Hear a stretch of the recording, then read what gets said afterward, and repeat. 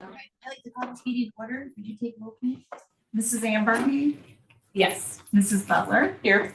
Mrs. Donahue? Here. Mrs. Leskowitz? Here.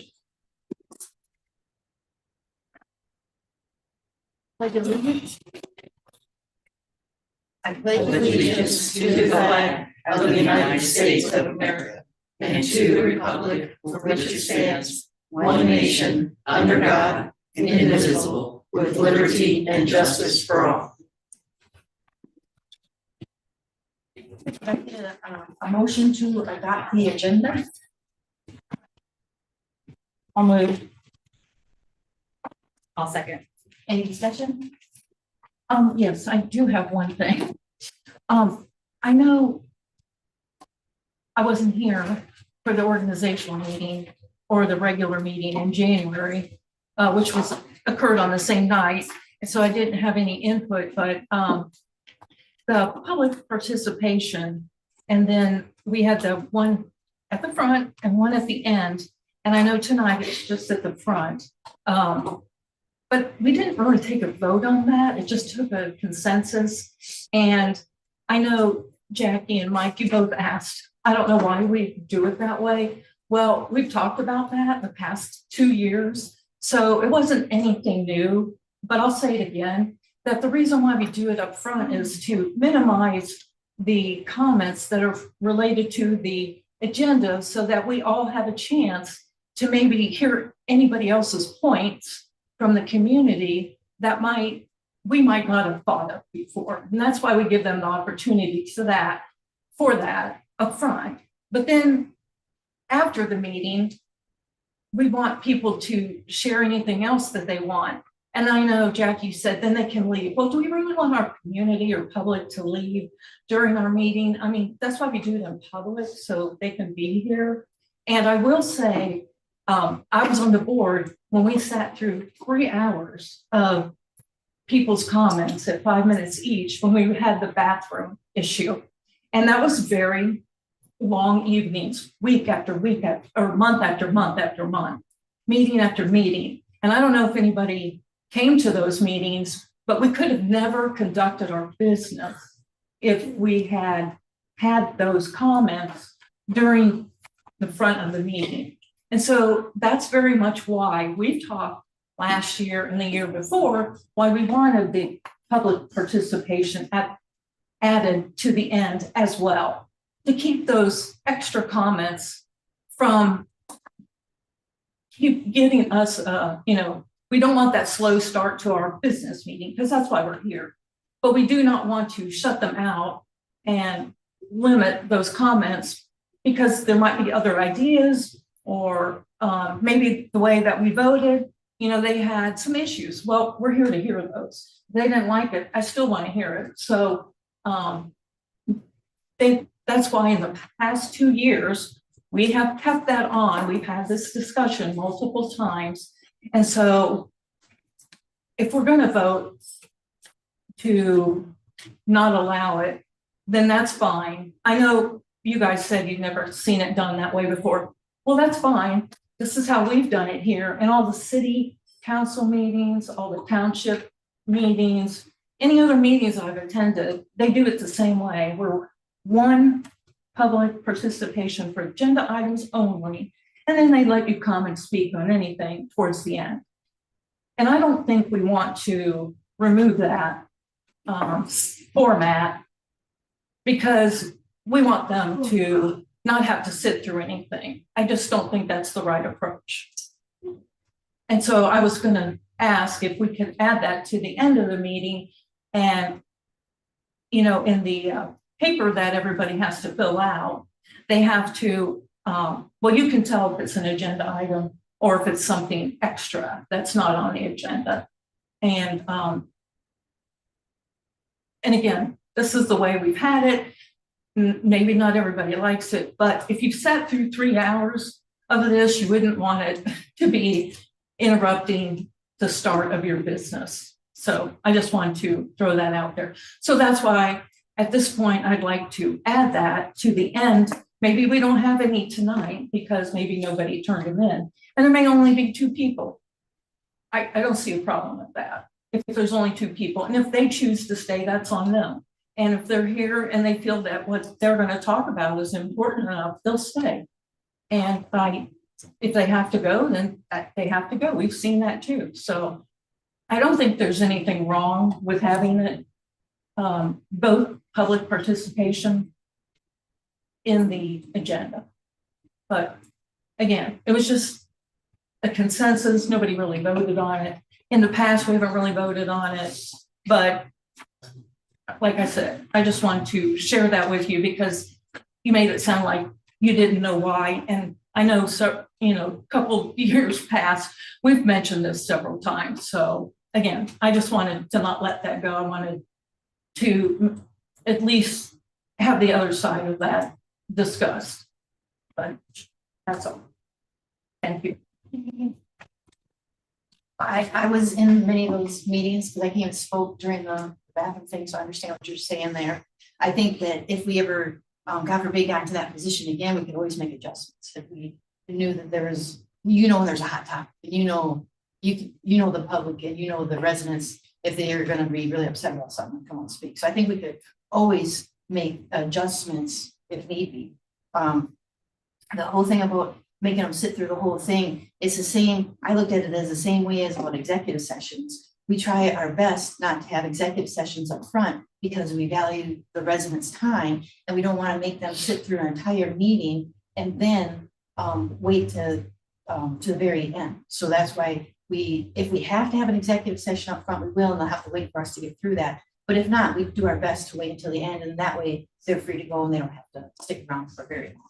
So I guess that to me, that's kind of where we're at with trying to respect the public's time and everything. And then if they do have issues, they get the agenda out for 4 days, right? So it goes out on Thursday afternoon or Friday morning. And so everybody has ample time to look at what's going to be on the agenda, what's going to be discussed. They have all of our email addresses. Some people have our cell phone numbers. Anybody can reach out at any time and ask any question about anything on the agenda. So I guess that's what I would say to that.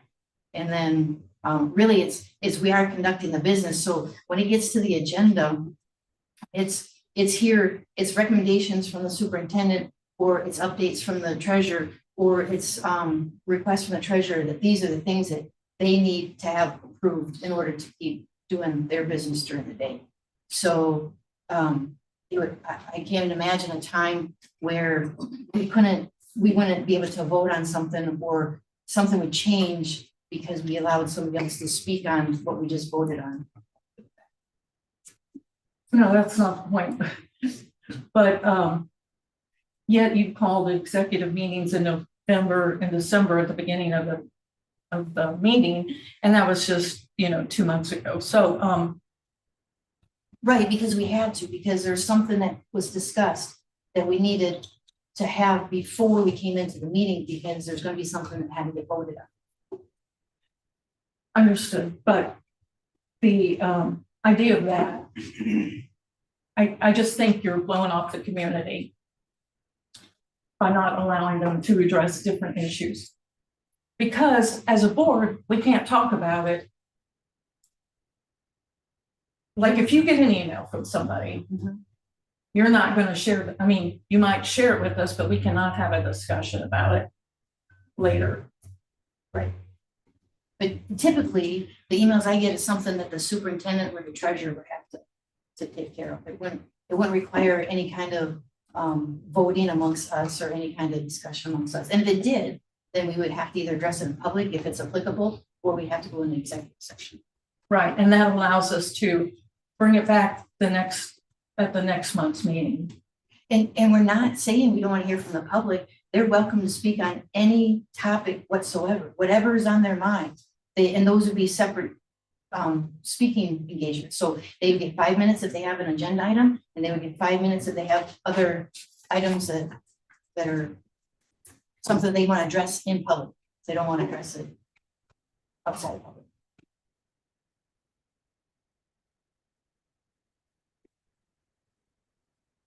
Well, thank you for explaining yourself. It's not my opinion that it's the right thing for the board. But we can have another discussion at some other point if we need to, and we will, because I want to let that drop. Any more discussion? We take roll, please. Mrs. Butler, Yes? Mrs. Ambergy, Yes. Mrs. Donahue, No. Mrs. Leskowicz. Yes. Can I get a motion to approve the minutes from the last meetings? I'll move. I'll second. Any discussion? We take roll, please. Mrs. Donahue, Yes. Mrs. Butler, Yes. Mrs. Ambergy, Yes. Mrs. Leskowicz. Yes. Now do we have any public participation?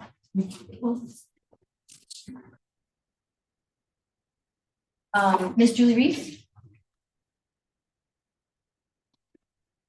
Gave you last time off. So, don't want you to miss me too much. Okay. I'm gonna read this pretty fast. Good evening, board. Julie Reese speaking to you as a district resident, not on behalf of the township trustee, you and I are trustee. At the January meeting, which I was unable to attend because I was sick, the board decided to hold their monthly business meetings on the same day as the township holds their meetings. This is highly disappointing as it forces the stakeholders to have to choose between the meetings when they have an interest in both. There's also a conflict with the work sessions and Huber Heights meetings, again, making the stakeholders have to choose between the two. We did move the township meetings so the residents don't have to choose between those two at least. That's something to consider next year when you're setting up your meetings. This month, there was no checkbook list attached to the agenda. In the agenda, the F&D contract amendments are not visible to the public. In the agenda, there is only one public comment section, which is at the top, despite the fact that new items are regularly added to the agenda during the course of the meeting discussion. And it forces folks to bring out non-agenda items up front rather than conducting actionable business first, then allowing any other topics to be raised at the end of the meeting. So you kind of already heard that, sorry. There is no longer review of business action items at the workshop, and now the board vote has been moved to the top of each agenda section, leaving no time for explanation of items at all. This leaves no opportunity for board members to mull over or consider the pros and cons of items or to do any research on the items. Now it seems as if you are working on killing off the facilities committee. The facilities committee was put in place so a variety of stakeholders, teachers, students, parents, community members, and anyone else who was interested, had a voice in the future direction of the school building and athletic facilities. Since the committee was restarted last year, to start looking at additional classroom space needed as a result of the latest annexation, the administration has put up roadblock after roadblock to prevent the facilities committee from participating in a meaningful way. A company was hired with no open bid process to do many of the tasks the facilities committee should be performing. The recommendations provided by the committee have been virtually ignored by the board and administration. At the last meeting, the discussion regarding the other committees, such as the policy committee, will now be the superintendent bringing the changes to the board where they will have to voice their concerns at the first reading. Having the committee meet in advance gives the board members, teachers, community members, and other stakeholders the opportunity to provide input and to craft the policies that are fitting to our district. I hear at the meetings repeatedly that the goal is now to make the board meetings as short as possible. This has been done in the past. I realize that some attendees do not live nearby, but this should not be the driving force of the meeting and committee formats. The needs of the school and its students should be the driving force. Those are just a few examples of changes that have occurred in recent months. These kind of changes send the message that transparency is no longer important to the board or to the administration, that stakeholder input is no longer valued by the board or administration. They say if history is not understood, it will repeat itself. I feel like we have walked through that door. A lack of transparency and rubber stamping the agenda items at the meetings will lead to a lack of trust in the board by the community. Taking away discussions, details, and standard reports will have folks wondering what you are hiding. Please reverse the current trend and go back to full transparency, seeking out input from various stakeholders and including stakeholders on the committees. Please know that I come to these meetings and participate because I love this school and I love our community. I'm not trying to be mean. This community is very invested in Bethel schools. There are many who can't make the meetings who rely on the recordings to keep up with what is happening. Don't take away the discussion and explanations during the meetings that help them stay informed. Lastly, now speaking as a township trustee, thank you for the donation of the school bus to the Bethel Township Fire Department that will provide them with some good training opportunities. We appreciate it. And as always, thank you for allowing me to speak. Next, we have Mr. Terry Weldon. Thank you, Board, for allowing me to come up and speak. I'm Terry Weldon, the interim fire chief for the fire department. I'm here to express our sincere gratitude for providing us the retired school bus to the Bethel Township Fire Department for training purposes. Your generous support allows our team to conduct realistic, hands-on training exercises that directly enhance our preparedness and our ability to serve our community's children safely and effectively. We truly appreciate your partnership and commitment to public safety. Thank you. Next, we have the superintendent's report. Okay, all right, let's talk about committees first.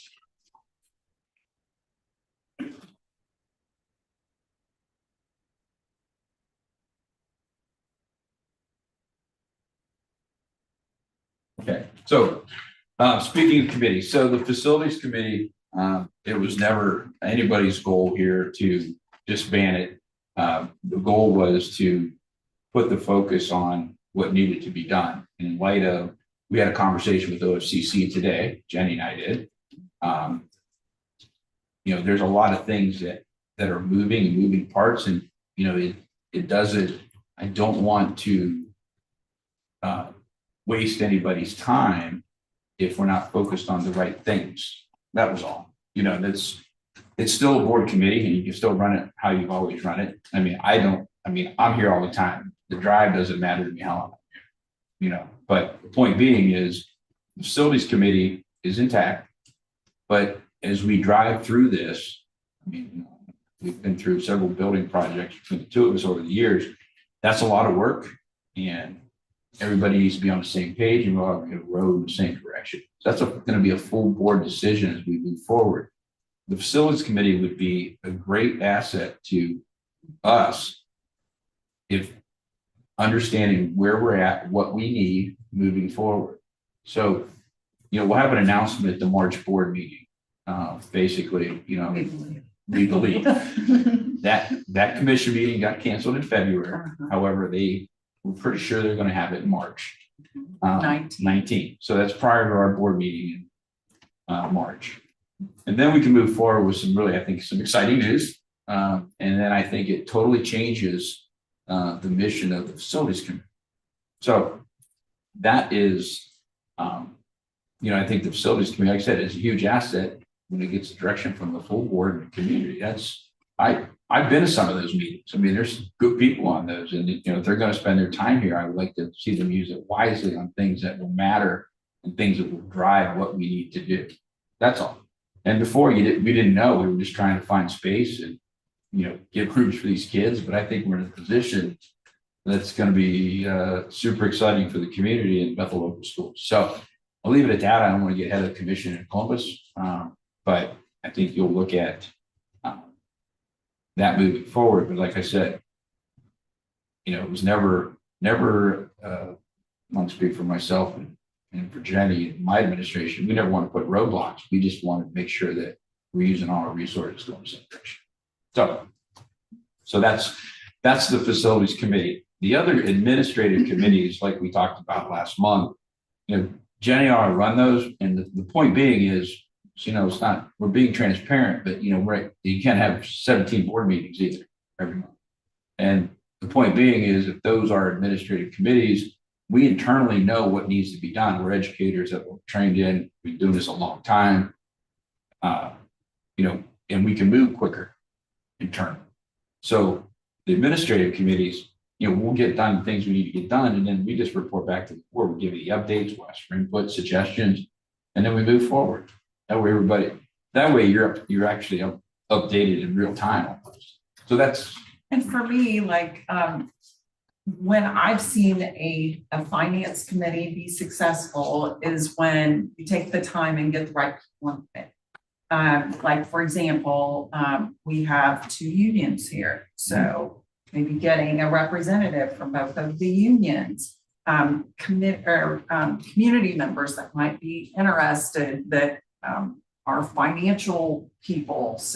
And I'm new to the district, so I'm gonna be looking to people to help me figure out, who those right people would be. You don't want the committee to get too large, and you want them to have meaningful things to come to meetings for. So I'm gonna take some time and figure out how we should organize that, but I do intend on having a finance. Well, I think anytime people come to a meeting and something got achieved, it makes them want to come back for another one. I mean, I don't know how many meetings I've sat through and said, I can't understand why I was here. I didn't want to go to that meeting again. Not my board meetings. But no, I think, the stakeholders are important. I mean, hey, I talk to people, football games, basketball games. When I'm out getting lunch, it's like, believe me, they tell me how they feel. They call me, they email me. They send me messages through ThrillShare. I get all kinds of good stuff, right? I mean, I listen, I call them back, I talk to them, and just a side note on the public participation. I don't care if there's 1, 2, 3, 4, 5, but the flip side of that too, and I'm telling you this because I've been told this. People would they've asked me why we've done 2, right? And I said, well, one's agenda, and one's not. And they've said to me, well, I know what I want to talk about. I don't need to be on the agenda or not on the agenda. I don't want to sit through the meeting and then talk. I could have told you that at 6:15. I mean, there's the other side of that people have told me. That's my 2 cents of what I've heard. But these committees, our goal is we're growing fast. We're the fastest growing schools in Ohio. We've got a lot of work to do. And we have to be able to move, and you need to be updated, and you need to know what's going on in real time. So that's where those fit in. I mean, like I said, I can think of great people could be on all these committees. So, and we've got an administrative team that is working their tails off, getting things done, and picking up extra work too. I think, it's like, we sometimes don't realize how much somebody does till they're gone. And so, especially in your office. So but anyway, those are the committees. I mean, that's how we like to structure moving forward. We've talked about that in the past. I mean, it seemed to be a consensus in January that that's what you wanted. And, my team's ready to move forward with those and bring updates to the board, get your suggestions, your input, and we can react in real time, almost real time. So, the next update is the wrestling update. Now, there's so much good stuff on wrestling. I'm going to read it.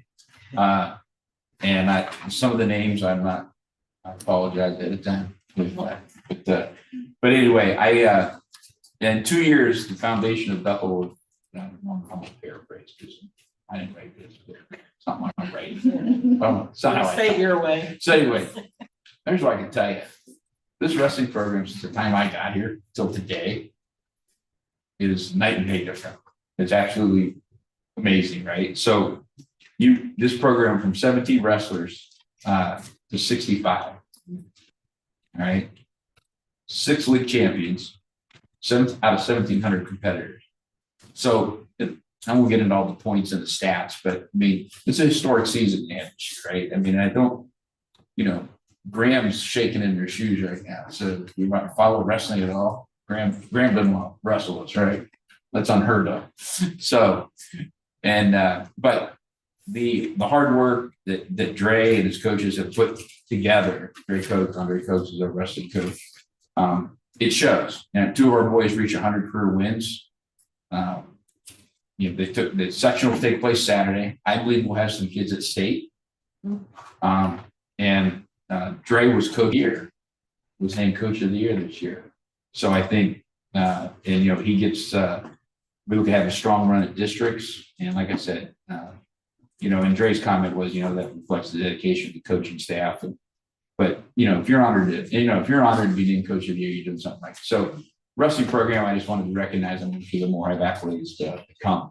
But they're doing a nice job. So congratulations. Mental performance. So keeping on sports, I played sports all my life. got kids that play sports or played sports. Just as an FYI, the athletic department is excited. They're going to share a parking. They're going to partner with Kettering Health Network to provide mental sports performance. And what these are helping athletes learn strategies to stay focused, bounce back from injuries or setbacks, compete with meaning and purpose, and have fun. All right, so it's not, don't be so stressed out. It's equip these athletes with performance and overall well-being, right? I mean, athletics, I think, and I would say this, athletics and my football fields and my basketball courts and my wrestling matches are some of my biggest and greatest classes where kids can actually learn things about life. But with that being said, you know, there's a lot of pressure too, and how do you deal with that? And I think this is just one of those things where, you know, it's important. I think it's helpful. You know, I watched my own son play 2 years of college, sit out a year. Now he's going back. But that year he sat out was hard on him. So, you know, I think those kinds of things, if we can teach them at a younger age how to deal with that. So I think that seven dates set up. So I just think it's something else we're just helping with kids.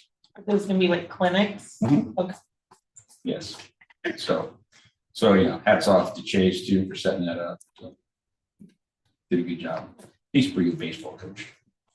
Not bad. He's all right. Not bad. So that's the mental health, and then 5-6 schedule update. So this is something you need to hear and give me your input. So we got 3-tier busing coming. You're gonna see this in March, right? 3-tier busing exists for several reasons. One, we don't have to buy more buses. Our buses aren't crowded or overcrowded. Kids aren't on the bus as long. We don't have to double route, which we got rid of. Transportation part works pretty hard. I know we've been up quite a bit this year at 4 in the morning. Hoping winter gets over soon because we're checking the roads, all that good stuff. And what are we going to do? But you know, with that being said, so 5-6, we have an issue. We have an issue next year with athletics. Okay, they moved the time up 15 minutes in the league. We don't switch leagues for another year after this. So for us to get to games is almost impossible at times.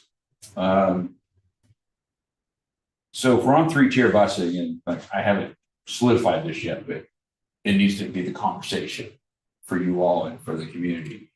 We would run high school as tier 1, which would be 7 through 12. And then K4 would be tier 2. And then 5-6 would be tier 3.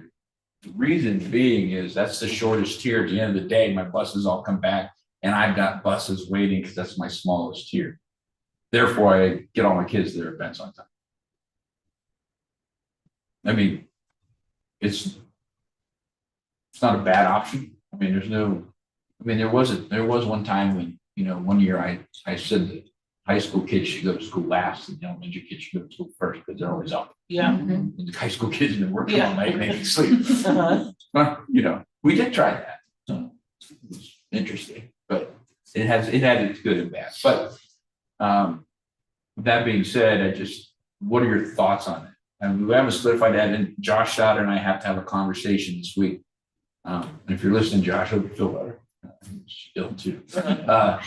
Missed my meeting. But if you know, you don't have to answer now, but think about that because that's the rationale behind it, right? That if those kids, you know, typically we go, you know, K4, 5, 6, 7, 12. But if we go K, you know, 7, 12 in the morning, flip it, and then K4, and then go 5, 6. At the end of the day, they're out last. But it's the shortest route, and we have less buses on the road. We've got buses waiting to take kids to events. It's a thought. We've been working on that because, you know, the other is if you want these kids to get where they need to get to, you're going to charter buses, Yeah.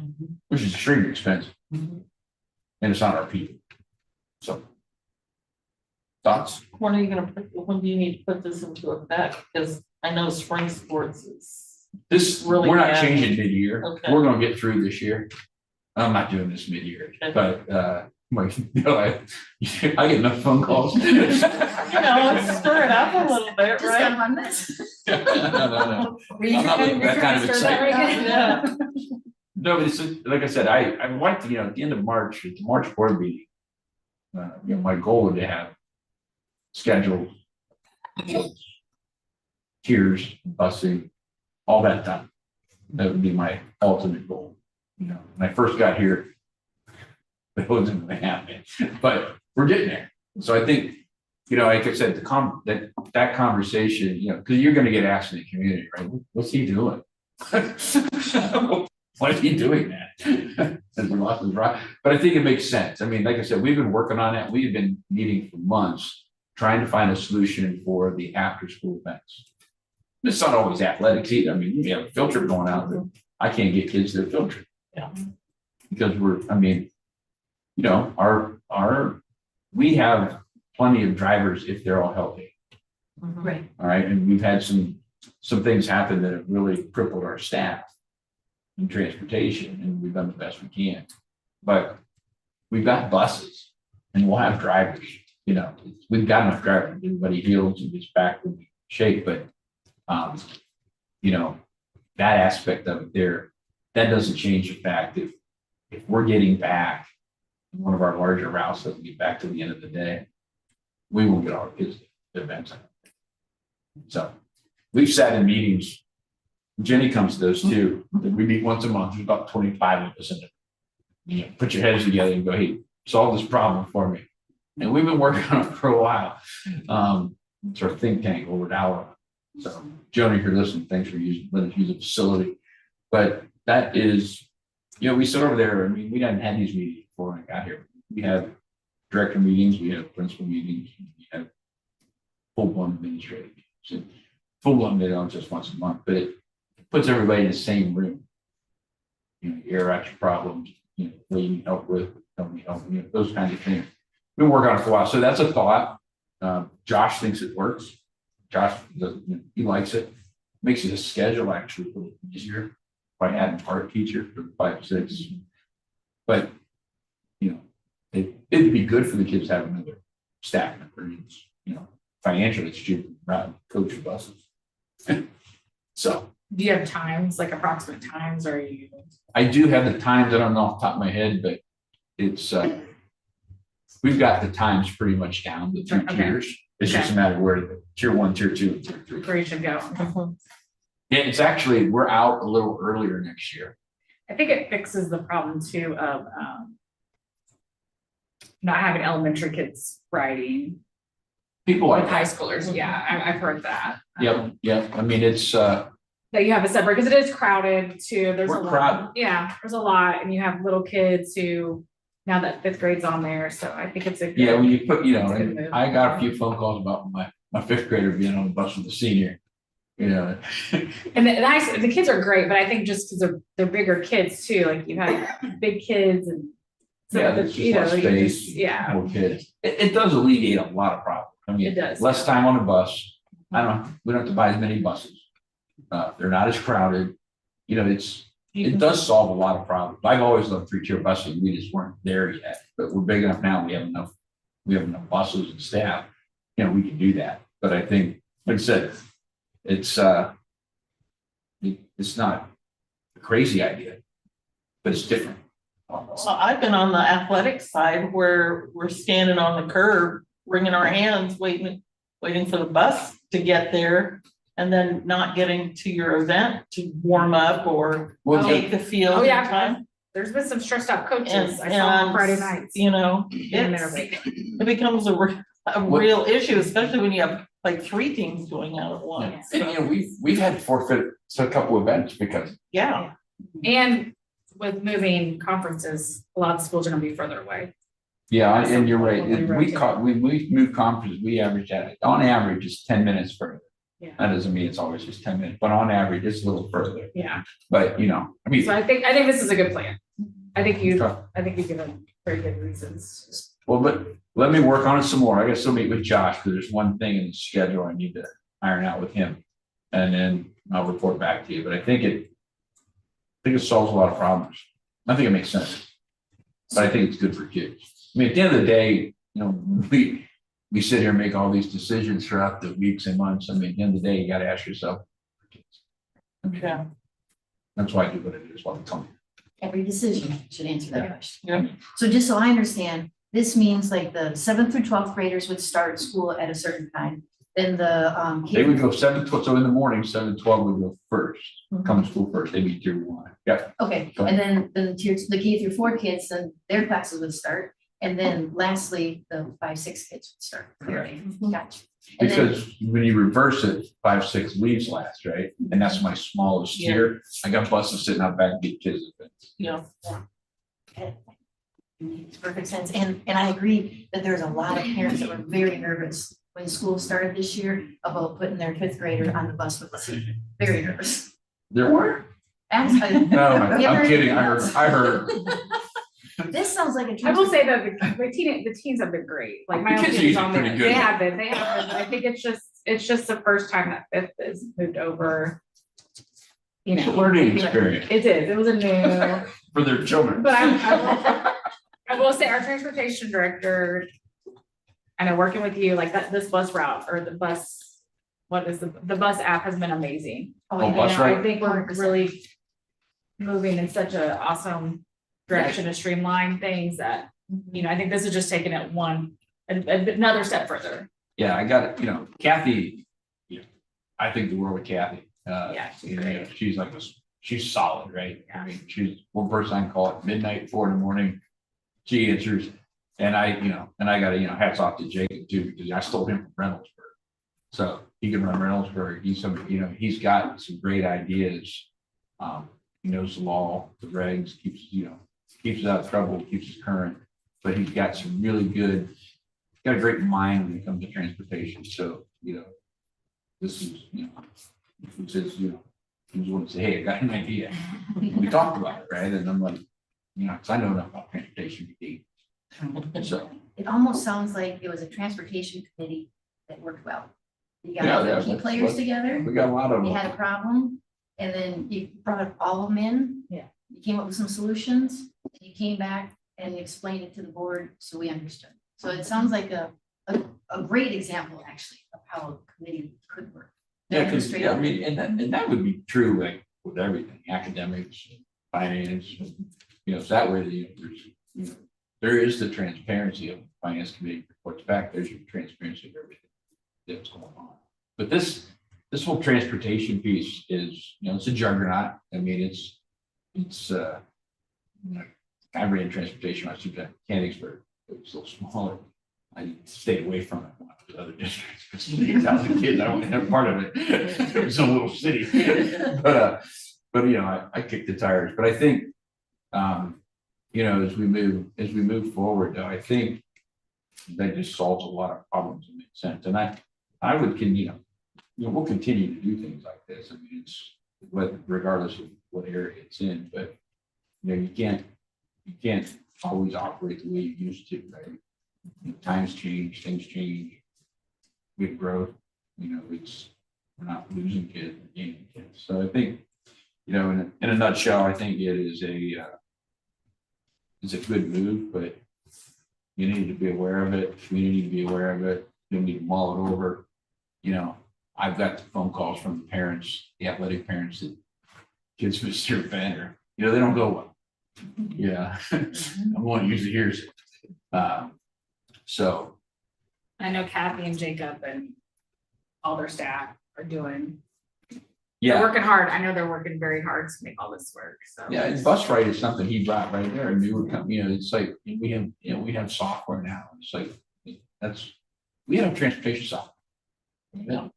That boggles my mind, and God bless Kathy for doing what she did without transportation software, right? But like I said, he brought the software here. Parents love it. You're right. I hear it all the time about the bus ride app. And we know where the drivers are. Kids get. and you're right about Kathy. She'll email back at 10, 11 o'clock at night. Oh, yeah, Yeah, on Saturday, she's- Sunday, yeah. all the time. Yeah. The drivers are great and the aides on the bus. Yeah. We're really lucky. Yeah, I typically call Kathy about 3:34 in the morning when the weather's bad. She answers, "What's up?" Mhm. I go, you know why I'm calling?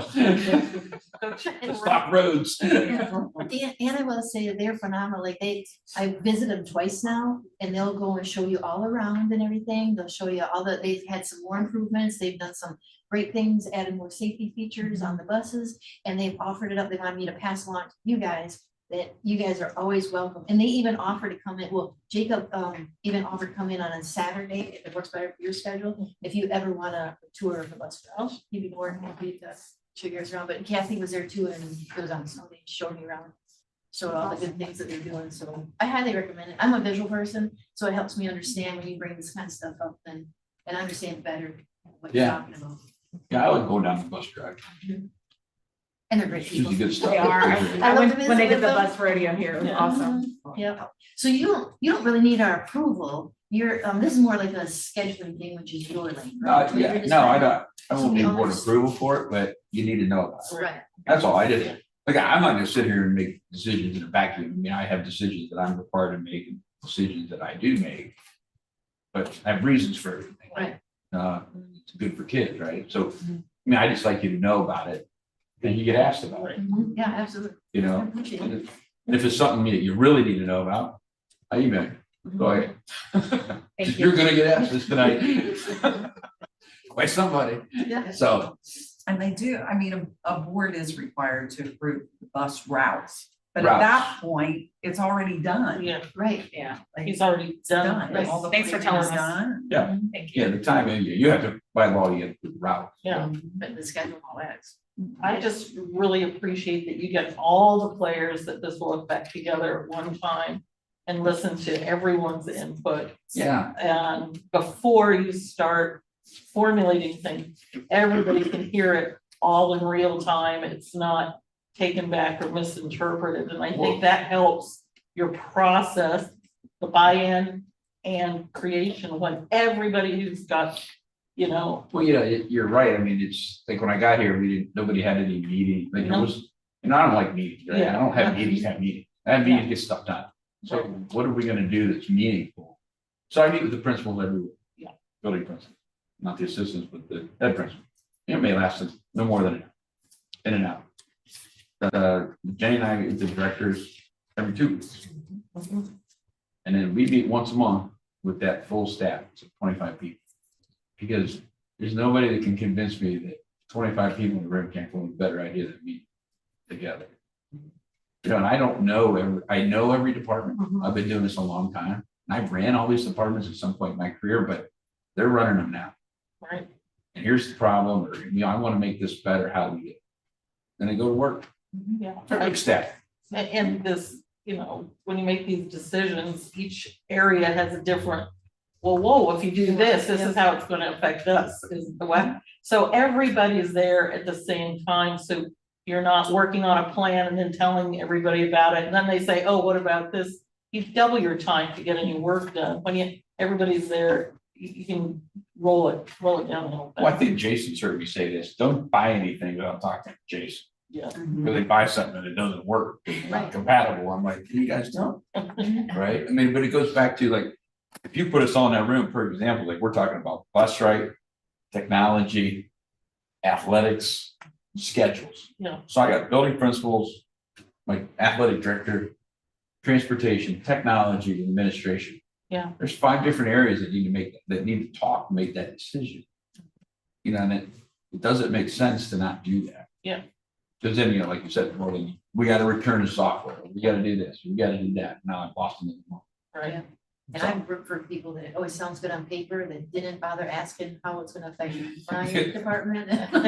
Sounds good in theory. and then Yes. it's, then in But it's not gonna practice, work yeah. in reality, so, yes, I appreciate all the work and effort, because I know that wasn't easy to go No, down, but. it was interesting. It was good conversation. It was healthy conversation. Always there. That's why we have them off site. So yeah, I will keep you posted on that, but I wanted you to hear about it and I wanted to understand why. And I want to know what you thought about it. So the next thing I want to talk about is, and I got 2 more things, and I'll be done.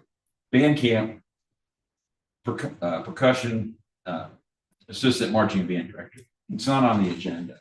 But the high school brought this to me. And I will talk more about it later, but I just want to put it on your radar, right? The band camp staff, we talked about this last year, all right? And it, I don't think we ended up not paying. But, you know, we transferred the band teacher to the elementary. We brought another teacher in, Megan. She wanted to do high school band. If you listen to, you know, the band sounds better this year. And we got more kids in it. So the high school's asking, you know, at some point, could they get technicians for band camp? That's one thing. And then the other one is the assistant marching band director. You know, it's a step zero, it's $1,400, but the responsibilities are percussion, because now I'm taking people's word for this one because I don't know much about music. Okay? So never played an instrument, so I'm really good at karaoke, but that doesn't count. So the percussion tech, assistant marching band director, responsible for percussion section, both battery and auxiliary. They would include summer rehearsals, prior to band camp, evening rehearsals, competition.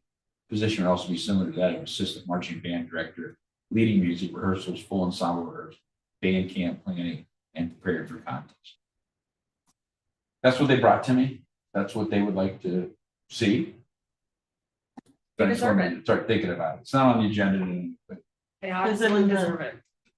Is it in the agreement? Can we do that? Is that a supplemental we can Yes. offer? yeah, I put VEA, yeah, And we is- can do it. Okay. Because a lot of Good your with it? supplementals and VA run off numbers. Once you reach a certain number. I mean, if it's something that needed, we could always do an MOU. I mean, it wasn't. Yeah, that's just why I asked if we were gonna need an MOU. But it's something to think about. And that's just what they're this is I what mean, they're she requesting. I mean, I've seen them perform at basketball and football. They have a lot of kids and they deserve the help, just like sports and other programs get. Oh, I don't And think- disagree. I mean, I don't disagree with you, but you know, at the end of the day, if I'm hiring staff members, you gotta approve them. Mhm. So. Yeah. And I think that we've made strides to make the music department and the band better, right? And they work hard. And they do work hard. I They see them work out here very in the hard. They summer deserve it. sweating and. Anytime you can get our kids doing something, it doesn't always have to be sports, any kind of extracurricular. Now, I'm a firm believer, if everybody in schools belong to something, Yes. committees, And we should support them. camp, Mhm. whatever. Mhm. If you belong to something, the culture is better. Yeah. Yeah. Your grades are better. Yes, Your discipline problems are fewer. So, and it teaches them so And- many more skills. And I mean, she ran, I mean, a pet man, they had UB here at a game. yeah, that was nuts. Everybody That was loves fun. it. Oh my Yeah, it was gosh, I couldn't stop amazing. Talking about it. Yeah, like and I can't play an instrument to save my life, but they And- work hard. Yeah. They work very hard. Yeah, I'm impressed by kids that can play instruments. My one daughter played piano and my son played bass. I thought was bigger than him. Well, I just think her doing it by herself, most districts don't do that. Like they have, with that amount of kids, they have some help. I think that's a very minimal ask. Yeah. So, It's 1,400 and something, but like I said, it's 500 for the camp. Don't want to think about it. You got 4 weeks, 3-4 weeks to think about it. But that was their request. I met with them, so. They Put it asked me. on next month's agenda then, right? Yeah. That's okay. And then last, Val and Sal and Credit Flex. So I met with the guidance counselor at the high school. And I met with high school principal. A year ago, the board had asked me about valedictorian and salutatorian. And so we need to have that discussion tonight on your thoughts. The high school, now, this was with any decision. Some people will like it, some people do not. A lot of people feel that there should be one valedictorian and one salutatorian. I don't disagree with that personally, right? I think there's winners and losers. It sometimes diminishes the fact that we got 15, I know, I kind of chuckled when the kid graduated, they asked the valedictorians to stand up, like 50 people stood up, I couldn't figure it out. So I was like, I don't know who's who. So, but you know, it's, I get why people do it, but the flip side is it seemed to be, direction I got was we wanted to change that. If we do need to change something, because one of the issues, the way this is set up now, is that weighted courses don't matter. So if I take an AP course, it doesn't help my GPA towards valedictorian. So if I'm a student, why would I take a harder course? So now we're not encouraging kids to take courses with more rigor. That doesn't make sense. Just from an academic side, teaching side. It's good for kids to do that. And like I said, so kids don't take the hard classes. They take they get the better GPA, and they're not all equal, right? So something needs to be done. The high school department feels there should be one valedictorian salutatorian, and I don't disagree. So it would start with the incoming freshman next year, right? So class of 2030 would have a valedictorian. 2029 will be, because you can't change it if they're in high school. Right. But it would be the incoming freshman, you know, and that's something we need to talk about, because I don't know if I'll still be here in 2030. I may not, but those kids will be graduating in 2030, you know, and I think it means something. But either way, it needs to be revamped, because right now we're not encouraging kids to take harder classes, and if they do, they're not rewarded for it. Right. So I've got When can that change? Like, can that change or not? as Like far from as next school year, for next the school weighted year. classes impacting? How long Well, is they that can the still weight? take the courses, but I still can't adjust your GPA midstream. I was kind of surprised when I got here, but usually weighted courses always mean more work. Yes. And here they Should. do that. So therefore kids don't take it. I mean, not all kids, but some, like, I mean, if I was in high school, I'm not taking AP, I don't get any credit for it.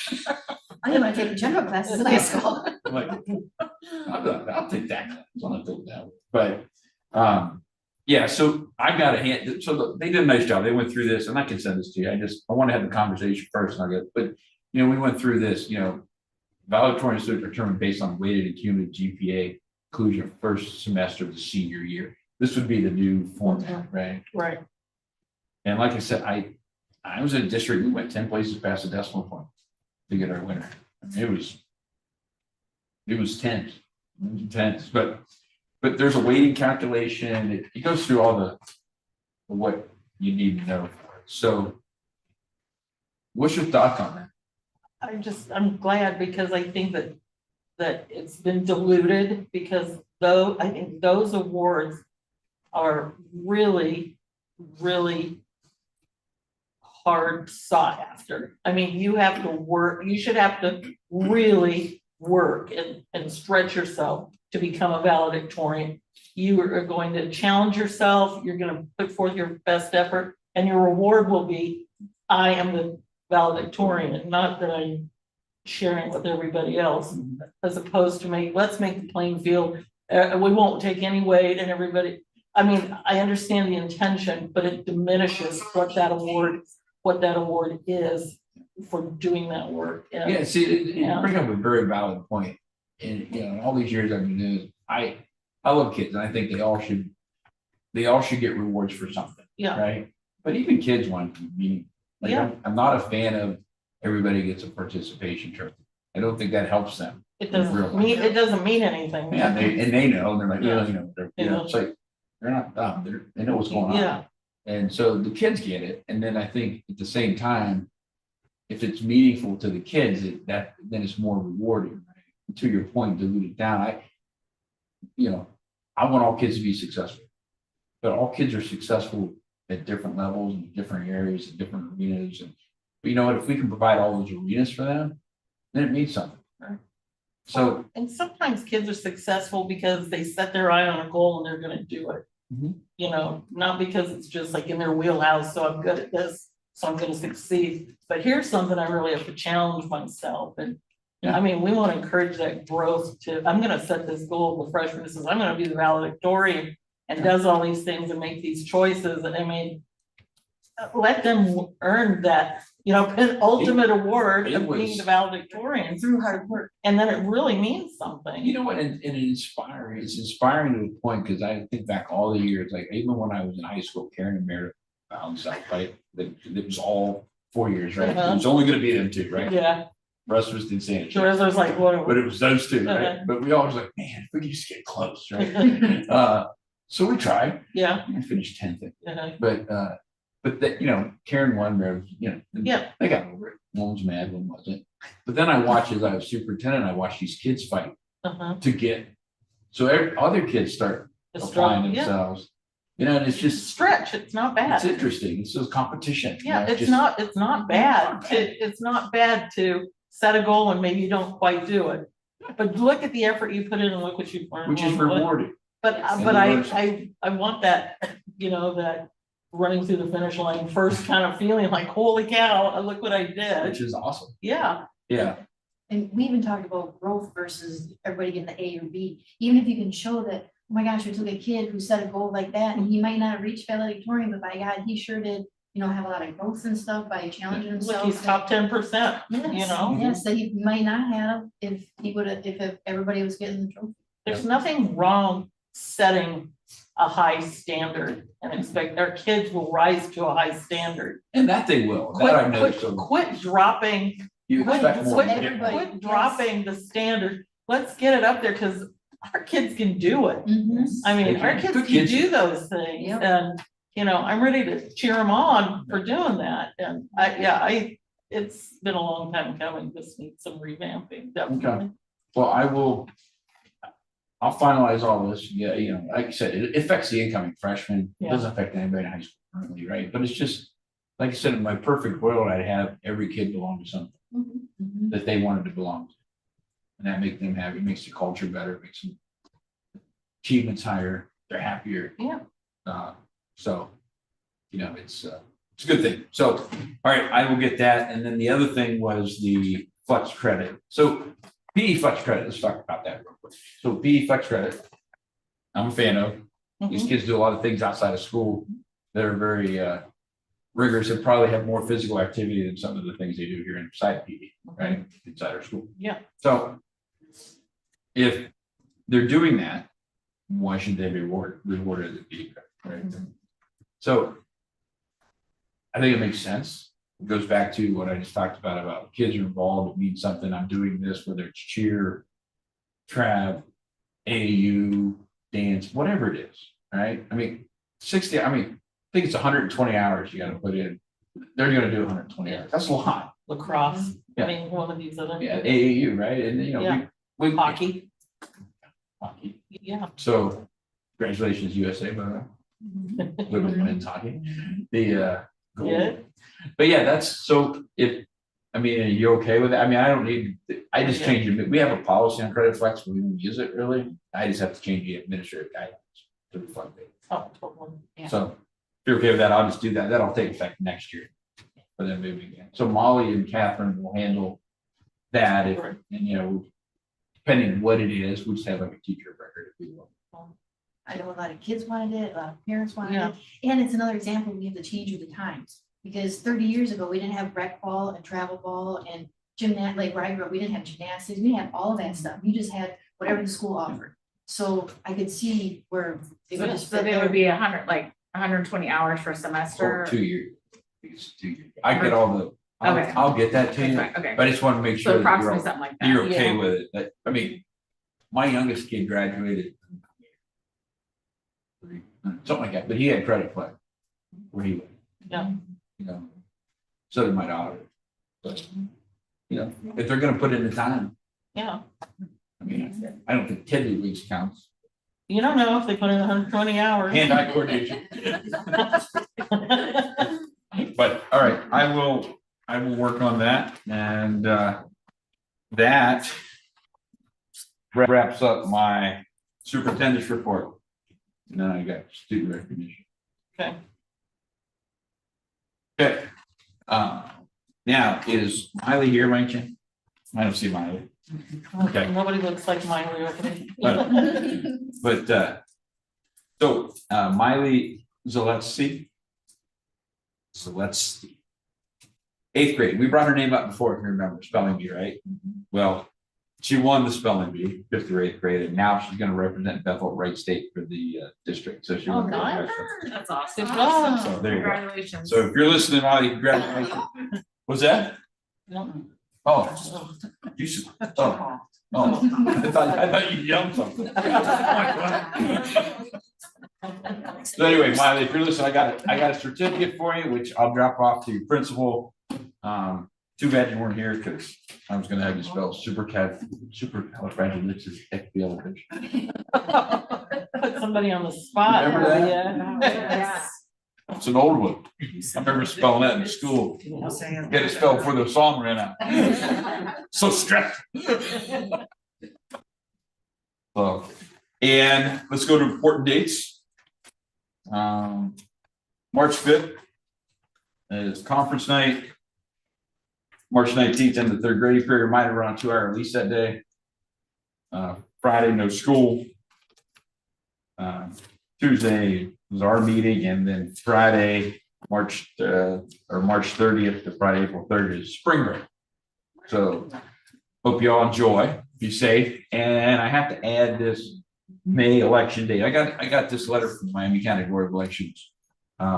They're preparing for the primary election on Tuesday, May 5th, 2026. Setup starts on the 4th. I don't think this is on our district calendar, Mindy. No, I don't think so. Is that So- an E day? You never know for sure. It's Tuesday. What's that? Is it gonna be an E day? I think it might be a remote day 5 through 12, because of the days we missed. just 5 12. Yeah, we'll have the elementary come.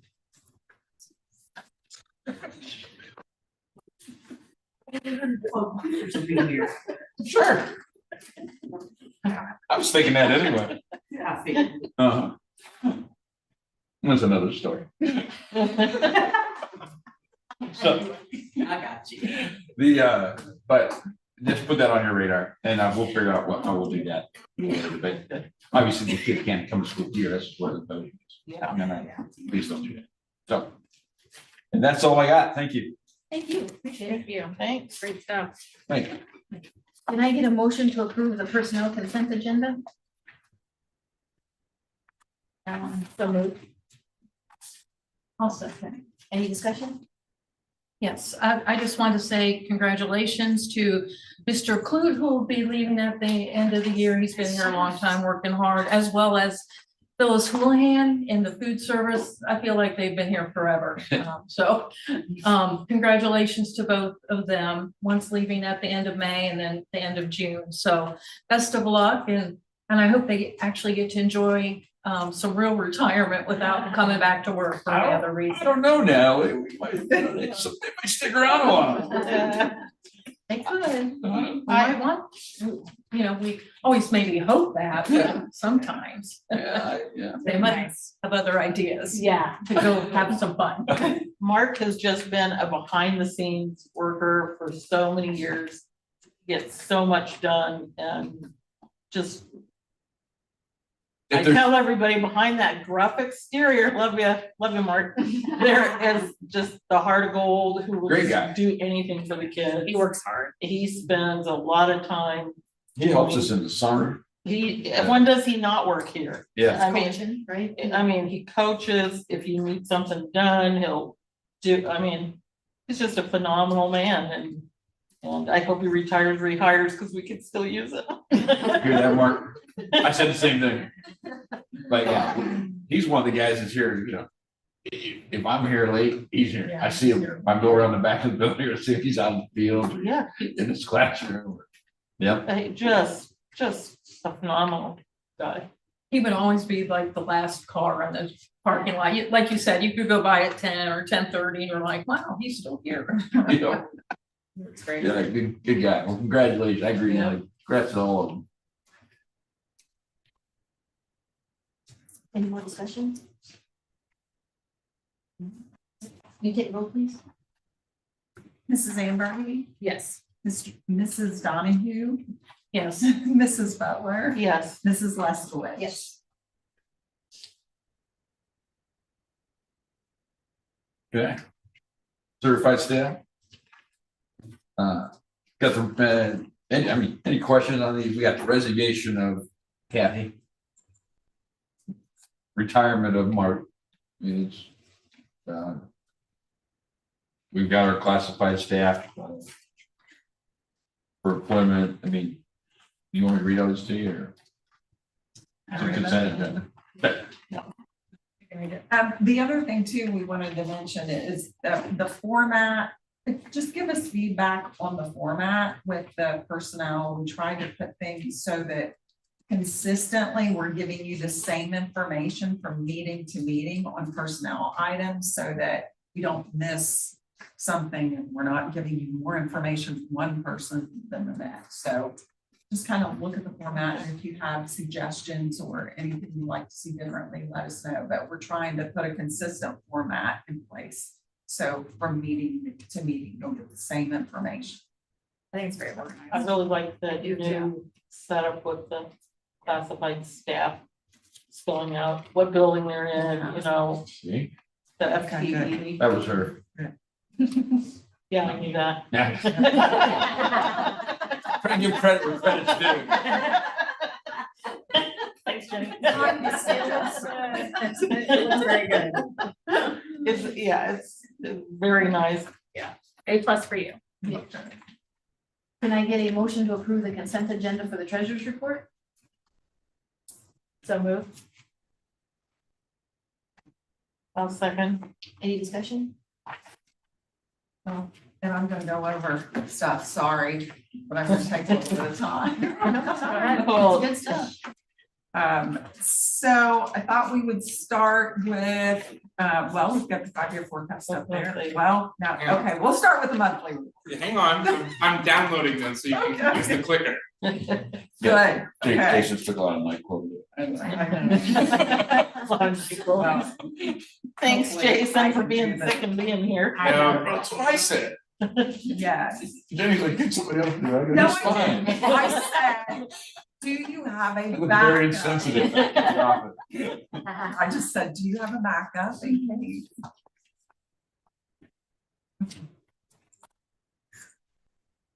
All right, which one do you want first? Let's do this one, okay?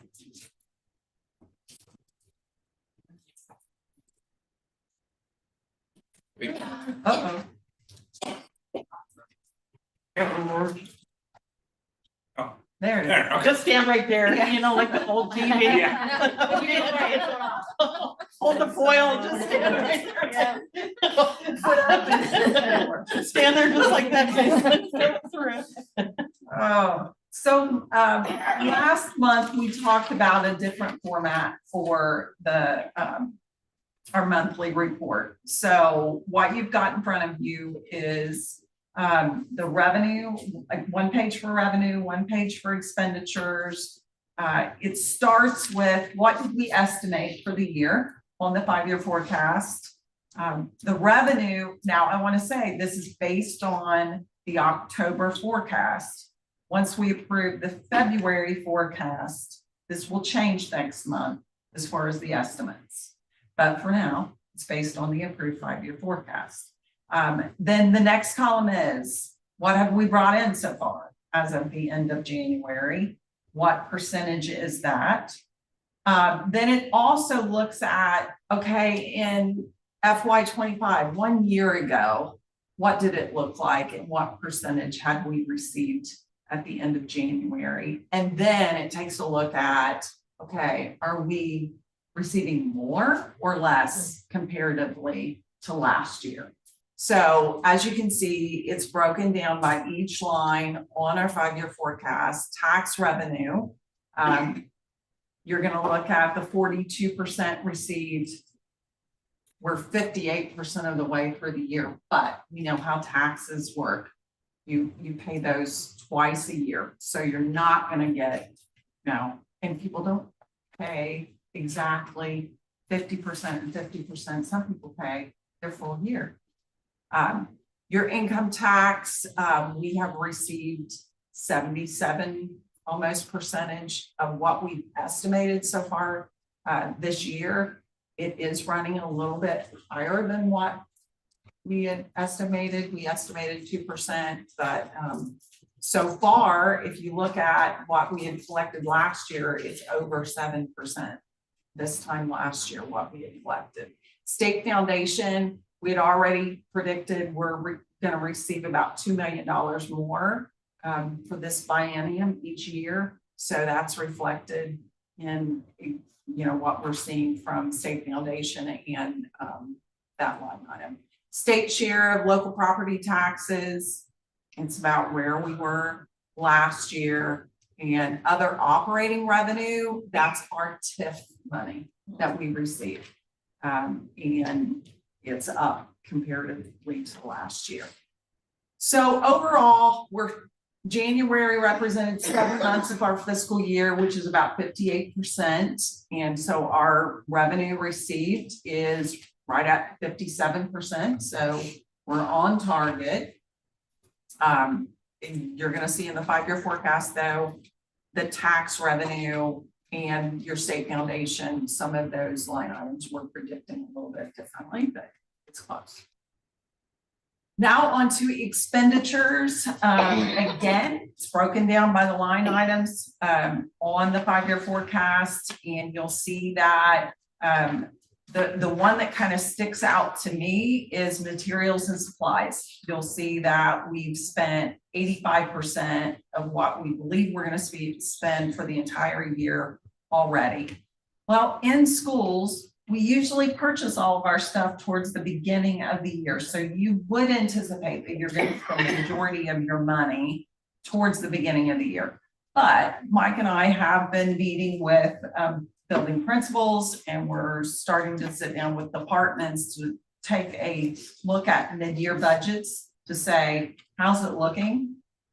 Do you have enough money in your budget, or does it look like we underestimated what the need is? So Let me interject her. I think that's a very important task Mhm. because they've never done that before. No, So if I don't know how much I'm spending, I just spend, right? And Yeah. and they didn't know how to do it. right.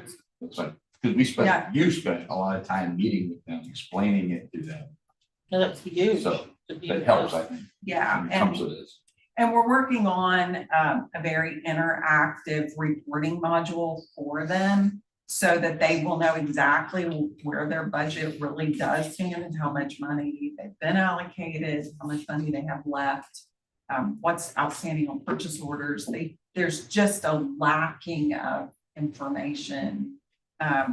So we're working on that. We're hoping in the next couple months that will be ready to go. But when we look at total expenditures, 57%, and 7 months, 58%. That's pretty good, darn close. Yeah, So, that's pretty good. so you'll see in the 5-year forecast. And I took a pretty deep dive on where each one of these are standing so far this year, and you will not see any changes to the assumptions on the expenditure side with the 5-year forecast. And then the operating cash, where are we cash wise so far this year comparatively to last year? And look at that days of cash, 114 compared to 114. So we are pretty close to where we were last year. I also want to talk about, and I did put this in the note to the board, our weekly update, but you are no longer seeing the check register as part of the monthly report for a couple reasons. They've already been printed and paid by the time they're on the board agenda, so that it's not an approval process. Secondly, we have been, there continues to be warnings, and as far as public records now, we are supposed to redact certain information when it comes to vendors before we give out public information. And I think all of you know that there are constantly fraudsters out there trying to find ways to get to us and get to our money. And if they see a list of our vendors and they see how much money we're paying, what we've been told is that they now have insider information, if you will, and they have a way to come at us. So it's constantly that balance of trying to make sure that you're being transparent to the public, but you're also being protective of the community's money. So we'll continue to look for ways how we can be transparent in different ways. But for now, that will stay off of the of our agenda. If you want information, I can, share that with you anytime you want to sit down and look at any of that information. You're welcome to do that, but that's why I just wanted to address that. That's no longer on the report. Any questions about the monthly report before we switch to the final? No, but I did have a budgeting question, like Yeah, I started talking, is that okay? So, as you start teaching everybody how to do this budget and stuff, do you go through like a drill where they identify all the requirements regardless of, they don't even talk money, they just identify all the requirements and then you allocate, so maybe 3/4 of that list will get funded, but then 1/4 of it will be their unfunded requirement. Like, do they have unfunded requirements? And then as we would call it follow, money, would start coming in from different places, or somebody didn't spend and they thought they're gonna buy some Chromebooks and they didn't, so now there's some money to move over. Is that how it works for you guys too? And the reason I'm asking is because we're really trying to get away from fundraisers. Their fundraisers are great here and there sporadically, or for some of the really nice to have items, but I don't like my opinion, I don't like the perception that we have to fundraise to support sport, athletics, extracurricular, all of that shouldn't be running off of fundraising. So that's what I'm asking. So I think one of the things that we have started with, especially with our building principals, is talking about, so right now, the way their budget is set is they get an allocation per student. But there's not really good clarification on what am I responsible to purchase out of that allocation? What is the district responsible for? And then where do we seek donations? Right. If, none of us can meet some of these wants or needs. Hence all the fundraisers you've seen in years past. Yes. I'm personally not a fan of them because I like to support our kids best we can because the community's already paying so much, right? So, Yeah, so my goal is to, I'm not saying eliminate, but reduce yes, fundraisers, greatly, Right. right? 'Cause Yeah. I mean, every time I turn around, every time. it's not just here though, but it upsets people, Yes. it takes time. Mhm. And, there's other ways to be more productive. You get fundraiser fatigue too, where you start getting annoyed just overall at the school And you have because, to account for all. yeah.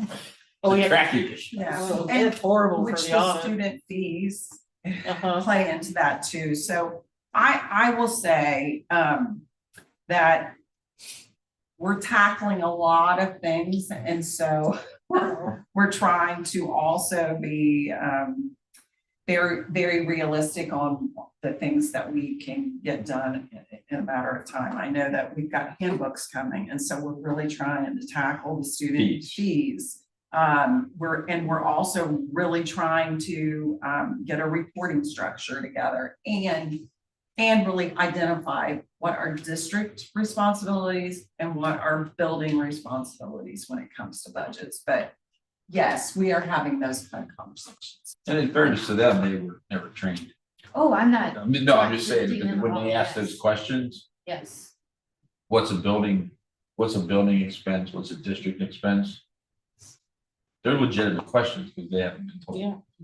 Oh, no, So, for years, you just put your requisition Yeah, in it doesn't work- and the treasurer said, oh, we'll find the money, just send the requisition. doesn't work out. Yeah. Not that way at all. No.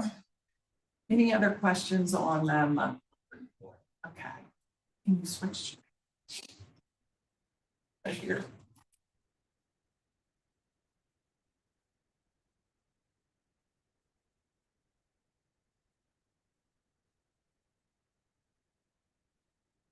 Thank you, Jason.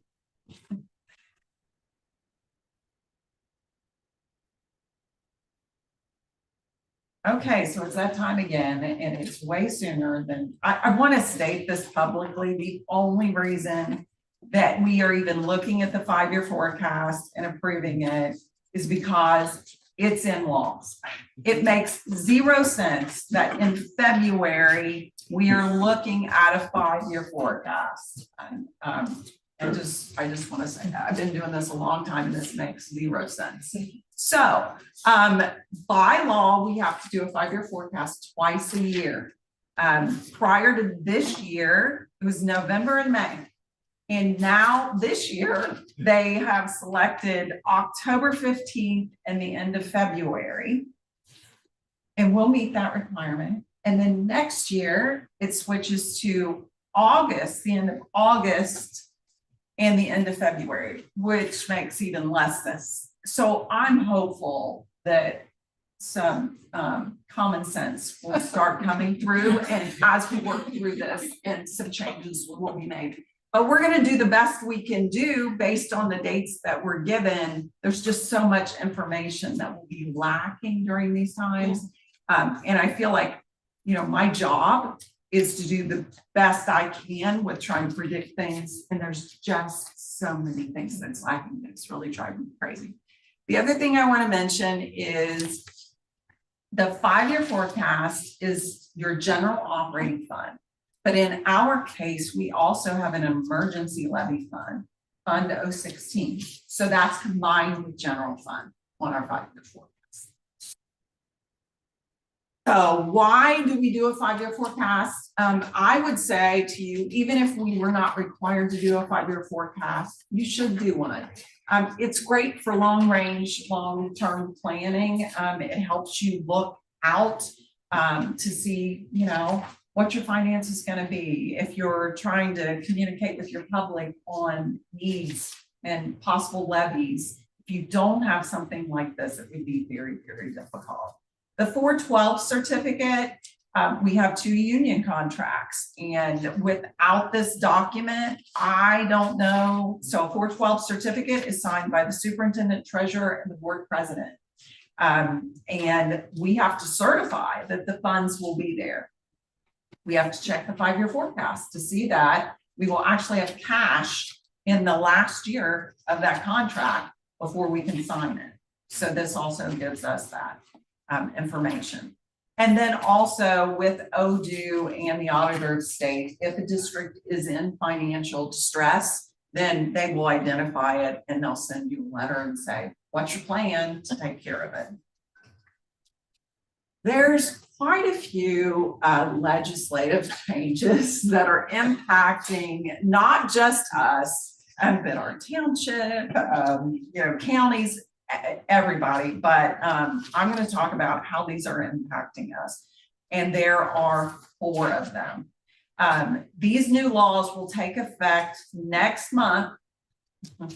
We do not have information, and we will not have information for the Ohio Department of Taxation until late April on what we even think these are going to look like. So again, we're doing the best we can. I will say I've tried to be conservative on what I believe this is going to look like for us, but when we know more, we'll know more. So let's start with House Bill 129. What this House bill did, this new law, is we have an emergency levy. That it's a 10-year levy that was passed in November 2018, and it will collect through calendar year 2028. Right now, because we're on the 20 mil floor and we have an emergency levy, those mills do not, that 3.49 mils do not count towards our 20 mil floor. So we were previous to this, as if your real estate valuation increased, if you were on the 20 mil floor, you gained that additional revenue. And you also had the emergency levy outside. That emergency levy now will be part of our total millage, which will take us off the floor. But And this is where I believe that, that will happen for us with the update that happens in 3 years. But I don't have real good clarity on that. So, but we know that, that levy would take us off the floor. So when we start looking at that levy on whether we want to go back and renew that, there's new laws about that. But if it's going to take us off the floor, we would not be collecting that total amount we wouldn't. in the future. So that might We wouldn't not wanna be do the best option. So just, I mean, as of tonight, yeah. Right. Right now. right now until we get more information. Okay, House Bill 186. What this law says is for districts like us, counties, we just went through a rebalance. And we saw over 20% increase in our total valuation. What this law says is, hold on, you're gonna be capped at an inflationary rate, which is the GDP deflator. Don't ask me exactly what that, I'm not an economist, but they believe that this is the best that would give us that inflationary rate. So what they're gonna do is, okay, we get 28%, but that GDP deflator, maybe it's 7. So we're capped at 7. We don't get the 28. So, but what's happening this year, guess what? Everybody got their tax bills at the 28%. But now what'll happen with the second half is they're gonna get a credit to bring it back down to that inflationary amount. Total confusion this year. And it will take 2 fiscal years for us because remember, calendar years and fiscal years aren't the same. So we're gonna see a mess for a while. And also, if that wasn't bad enough, there's this clawback provision. So the last update that we saw, which was in 2023, we started collecting on in 2024. We believe that our taxpayers will also get some sort of a credit and get money back on that. So it is utter confusion. Again, we don't have information from Ohio Department of Taxation, but I've tried to model it the best I can. So House Bill 309, here we go. Expanded County Budget Commission power. So the County Budget Commission, okay, bonus prize. Who is on the County Budget Commission? Prosecutor. Was that? That's one. Commissioner. Auditor, All his friends. treasurer. So your auditor, treasurer, and your prosecutor. 3 elected officials will be in charge of looking at our tax budget that we send in. If they believe that we have unnecessary or excessive collections, they can lower our millage on voted levies. Yes. Now, they would have to have a public hearing where we could go and we could talk and our public could talk, but they have authority now outside of debt levies. So we do have debt levies and they have to collect enough to make those debt payments, but everything else is on the table. And this is the last one. This is the last bad news on this slide. They are also capping inside millage. So even if you were, let's say we were going off the 20 mil floor, okay, which means House Bill 920, everything gets rolled back, right? But you always still got inside millage. It would grow with the valuation increases. Not anymore. So inside millage is now capped as well. So lots of changes. To put all the revenue together and to say, you know, okay, let's put one slide together on notable revenue assumptions. This is going to look similar to what we looked at in October. The only thing I want to mention here is under local property taxes, we assumed a 9% increase. We actually saw a 28.5% increase in our values in this school district. But again, you know, that's going to be lowered to that inflationary rate. And guess what? I mean, for property tax relief, and you know, I totally get what they're trying to do. I just believe there's going to be a whole lot of unintended consequences on some of this. It's going to be very, very messy. So I put a chart at the very bottom just so you can kind of see October forecast versus February forecast and what the difference is.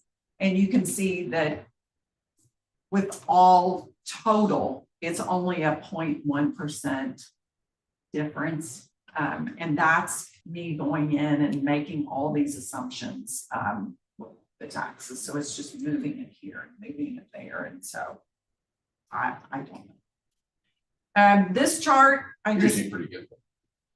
I hope it'll be close. I hope. Revenue trends, I just tried to go back to just kind of give you an idea. I like these charts, especially in a district like this where we've been growing. Like if you go back to 2016, our revenues were 10 million versus now it's over 30 million. So I think that's, you know, Telling. it is telling. Our expenditures, I mentioned this, no change from the October forecast. It's just the same. And again, same chart going back to 2015 and what those expenditures have looked like. Do you see one that kind of really jumps out at you on this chart? Anything that kind of jumps out at you?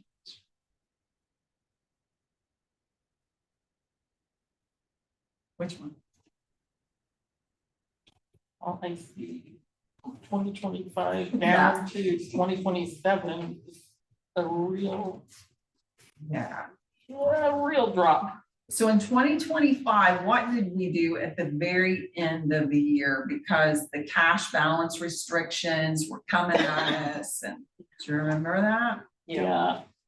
We transferred $2 million to a capital improvement fund to set that aside. So that increased that expenditure. That's why you see that big spike in 2025.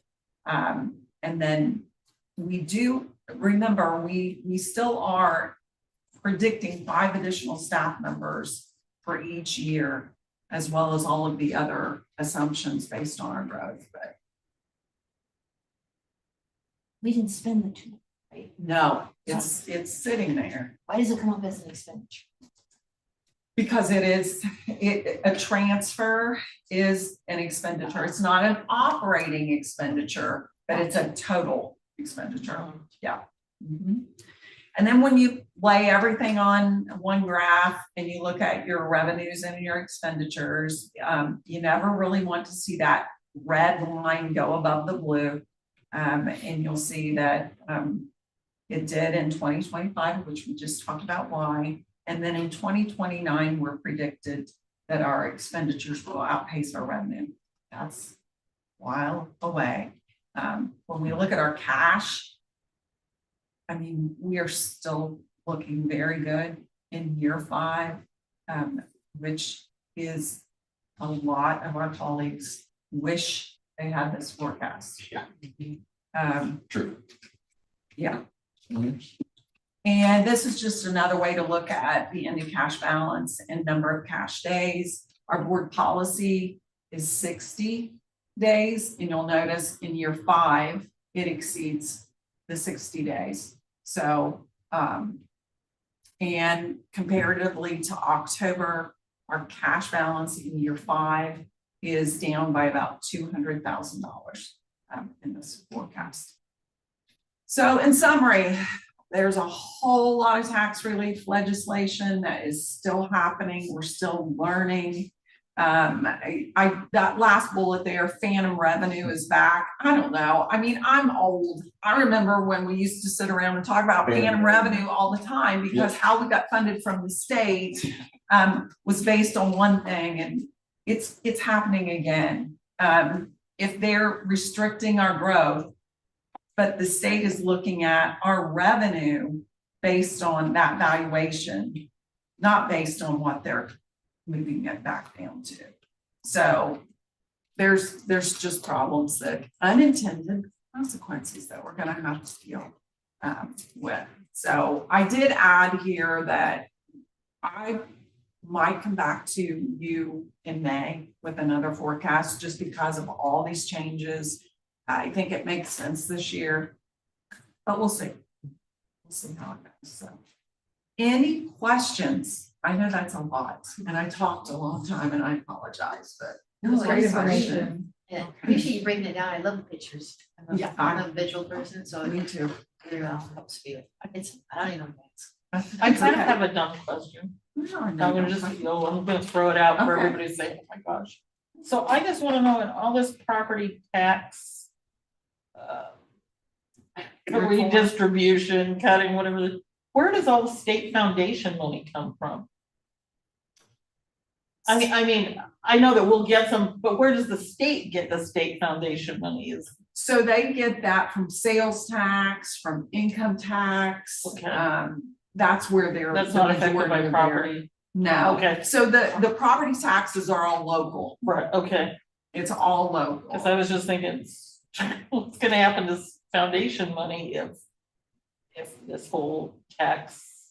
Yeah, Right, what I okay. think is interesting is, the property taxes are local, right? Right. And our residents have voted on and approved and said what they're willing to pay. Right, But the state is making decisions on local revenue pieces, Right, not necessarily their state pieces, but I know it's very complex and when you were talking about, all the phone calls you get, I know our legislators get lots of phone calls. they should. I mean, I mean, so, they and I believe that, that the majority of them are trying to make the right decisions. I really believe that, and it's a complex issue, but it's gonna be challenging. It's gonna be challenging. It'll be different. Figure all this out. See you. Thank you, Thank you. that's a lot of hard work. I've downloaded them all so I can go over them and try to make sense. Where's that, you understand it? Yeah, well, Yeah, that's, aren't you glad you retired and came back? Yeah. Aren't you glad you came yeah. back? Great I time. am. I'm so excited that you're taking care of this for us. Thank Thank you. Thank you very much. Will you take roll, please? Mrs. Ambergy? Yes. Mrs. Butler? Yes, Mrs. Donahue? Yes. Mrs. Leskowitz? Yes. Then can I get a motion to approve the business items consent agenda? I will move. I'll second. Any discussion? Yeah, this is for, did you say business? Yes, ma'am. Okay, I still can't hear you most of the time, but I did have a couple of quick things, please. Just let me just double check here.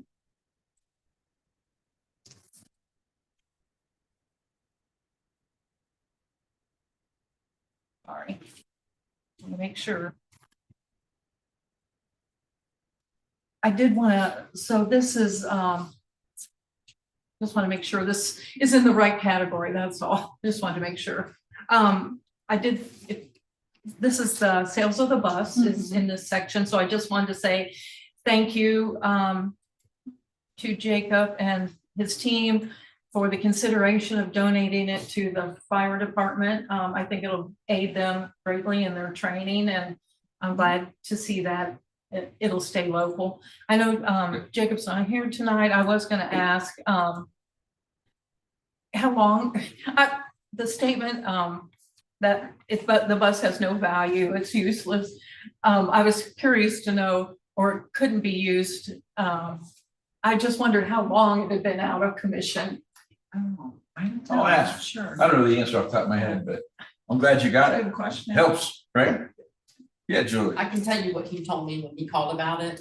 I Yeah, don't because know we that- talked about, it. He goes, you want to do that? I go, yeah, that's a great idea. I don't know what the Because date we're not gonna is. use it. He said it had been parted out, Yeah. so So, Well, it's just like, I don't know the Shell. date, but that's what. Oh, okay. yeah, I mean, Stealing parts. did he tell you when? Stealing He didn't, parts. say- You if know, he I don't know did, what- I don't remember, he may have, I don't, I didn't know there was gonna be a quiz. Hey, I mean, if you'd asked me ahead of time, I had an answer for you. Is this one that, do you know if it's one that, I don't know if there was 4 that they had kept last year and I didn't know, I thought they got rid of all those, so I didn't know if this was one left over from last year when the others. This is one that we didn't, remember we sold them, had them towed off, they Yeah. were sitting out back. Yeah.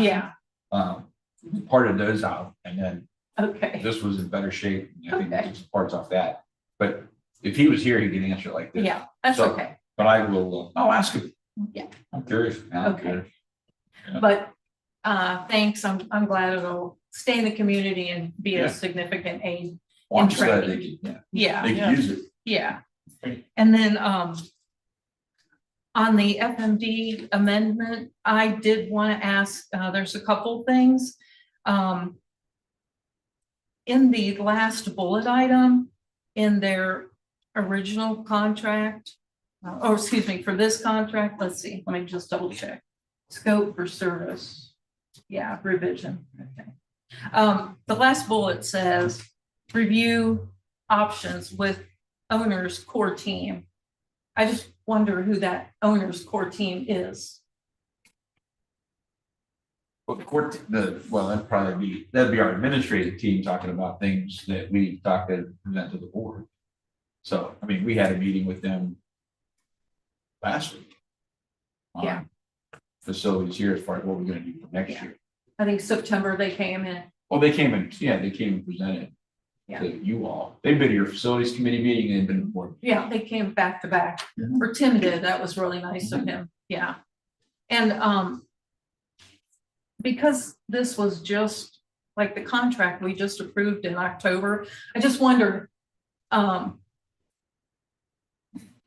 if you could give a quick, summary of what they've been working on, just for everybody's knowledge for the $25,000 that, the original Which will- contract was We'll awarded. continue to work on. We've got to move fast once we get our answer from March, right? So we've Yeah. been doing some background work on, how many acres you got, if we're going to build a building, where's it go? What are we looking at here next year and the year after for additions or closing classrooms? Things that we need to do, current structures and for the upcoming structures. So they're gonna have those conversations, they're having conversations with, our staff. And they're gonna be back at the board meeting and have conversations with you all.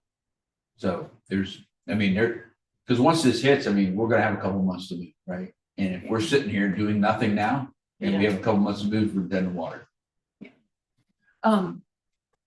So this is for the new contract, so, sorry, the old contract, are they coming in soon then to give us a readout of a brief on what they did for the past 3 months? Is that coming up soon? Do you have anything scheduled I with can have them? them do that.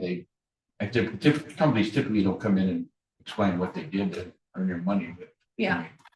What do Well, you want? What do you want? well, and just a summary of each thing that they've been working on. Because that's kind of what we were waiting in the facilities committee and the board in general to have them present, what they did with the enrollment numbers they were going to get from, I guess, the OFCC, the analysis, all that analysis that they were going to get. They were going to actually wrap that up, and we were hoping to see something, I believe in February is what we were predicting they would have some information. So I just wondered if anything was scheduled from that, for that first review. So you want them to review what they've done? A review with what, I'm sorry? You want them to review what they've done? Well, yeah, I'd just like to see the progress they made, so we can know what the expectations are for the second amendment. Okay, or- but, yeah, we can do that. I thought you wanted them to explain what they've done, and I didn't want to pay them hourly rates to explain what they've done. Well, I think, You can give the summary, I was trying to understand the question, so. yeah, no, Yeah, no, I'll get them back down here. They're planning on coming back down. You're gonna see a lot of them actually yeah, in the future, soon. Yeah. yeah, thanks. I just wanted to see that summary of what they've done so that we can know what to look forward to with this next go round. Sure. That's all. Yep, sounds good. And they don't have to come on a wintry day. You gotta get here, you gotta get here now. Yeah. Thanks. And then, thank you. And then one more thing, I'm sorry, Jason. Thank you for putting together the information on the Chromebook purchase. I didn't go back far enough, I guess, last year to find out. You said it's similar to what we purchased last year. Do you remember? I don't know, off the top of your head by chance about The how many cost. Chromebooks we purchased? It was the same amount of Chromebooks, yeah. 400. I'm sorry, Same amount of Chromebooks. I know, do 400. you remember that number? I don't know the exact off the top of my head, but I think it was right around 100,000. This is there's a chip shortage. I kind of put that in there as well. Yeah. And the prices are just going up. In fact, when I reached out to my vendors to get pricing, a couple of them actually had to give me a second quote, like up to the deadline, because the prices did change that Oh, yeah. quickly. Yeah. So Understood. yeah, And will you have to follow up with anything for the cases, or does this price call? that includes the cases, Okay. thank cases you. and licensing. Very good. Yeah. Thank you, Jason. That's all. You know, in the future too, if you want to email me those questions, I can have the answers for you. That way everybody can hear. Well, I can just go back and look. I'm just saying though, if I you didn't ask go the back far questions, enough. if I knew ahead of time, he'd had the answers, I'd had the answers for the boss, all of it. Yeah. Thank you. I think that's all. Thanks. Any other discussion? Anybody? Okay, well, Thank you for your hard work with that. I know that was a lot. Mrs. Butler, Yes? Mrs. Amberby. Yes. Mrs. Donahue, Yes. Mrs. Leskowitz. Yes.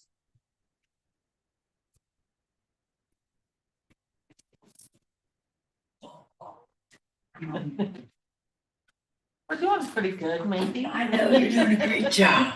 Maybe we need to move her out so she doesn't have to. Hey, all That's a long right. time. Well, you wouldn't want to miss any of this, would you, Mandy? Never, never. I just live for these nights. Well, since I was not able to be here in January, congratulations to the returning board members and our new board member. Thank you. Definitely congratulations to our wrestling team and to Miley Celeste. We have definitely seen old man winter this year, you know, with some school closings and that, and especially even in December. We had a few times that we had to delay, close, and even once during our high school exams, we had to do a 2-hour delay and get a phone call from Mr. Nutter about it, you know, at night, like, hey, what do you know? I explained that. He did. We changed schedules. Change the schedules, and as a result, BEA's been doing these, call them ARAR, ARAR, notices, it's like a shout out, it's recognize, appreciate, acknowledge, and respect. I would have had this in January, but, it's a shout out to Mr. Nutter, Mr. Swope, and Mr. Walker for having Plan B in the place for the 2-hour delay during the exams and communicating with staff the night before, which, you know, made lemonade out of lemon, so it was well done. So I wanted to pass that along, you know, so one of the ways our membership can get our things out to the board and to our administration. And then also another one, thank you to Mr. Walker for being so consistent with discipline. I'm just gonna read it, what they had, that I had a problem with the student, not me, but Yeah.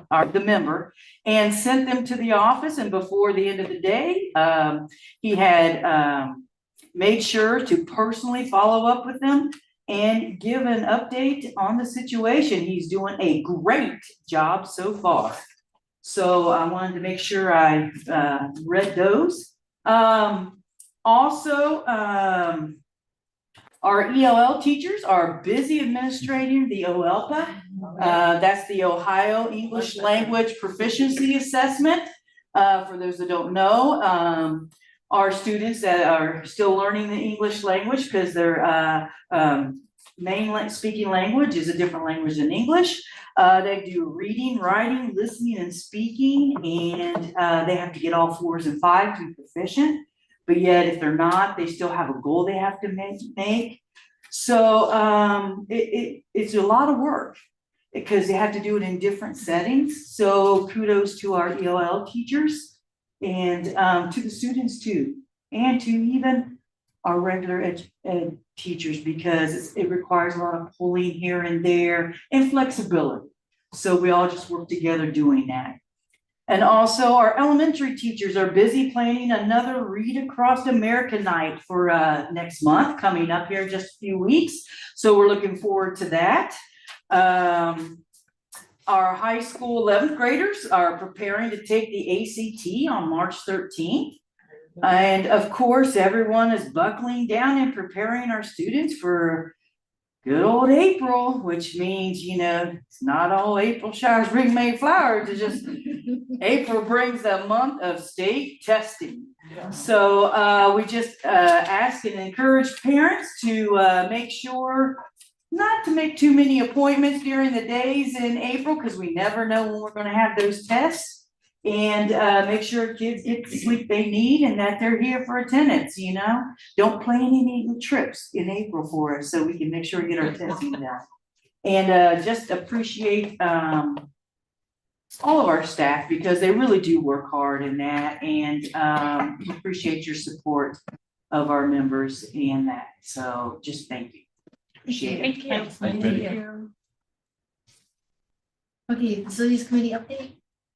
I'll just say again that we did not have a January meeting or a February meeting because we didn't have any additional new information, and I wanted to be cognizant of everybody's time. And then we are planning, currently at least, in at the time, to have a March 11th meeting. And then, until otherwise we determine not to, but it'll be at 6 p.m.